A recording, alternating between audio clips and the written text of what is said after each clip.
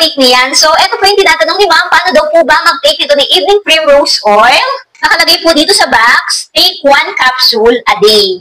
So, pwede po itong inumin 1 capsule a day. And sa case ko naman po, since nireseta po ito sa akin ng aking OB, pinapainom lang po niya ito sa akin 10 days before my menstruation. And kapag nagkaroon na po ako ng menstruation, pinapa-stop po muna niya ang pag-inom ko nito. And next month naman po, ganun po ulit, 10 days bago po ulit ako magka-menstruation, is iinumin ko po ito. So, depende po sa OB kung reseta po yun sa inyo. Kasi sa ibang OB po, once a day din po pinapainom, and sa iba naman po, 3 times a day. So, nakadepende po sa mga OB.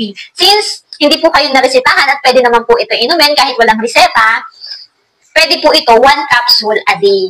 So, para saan po ba itong evening primrose oil? Para po sa meron mga hormonal imbalance, dysmenorrhea, symptoms ng menopause like hot flashes, mood swings, skin dryness, vaginal dryness, and sleep problem. So, maganda nga po itong evening primrose oil, lalong-lalo na po sa ating mga kababaihan. Kung nararamdaman mo na po yung mga ganun symptoms, pwede ka na po mag-take nito ni evening primrose oil, lalo na kung 40 years old, pataas ka na po, you can take evening primrose oil na po.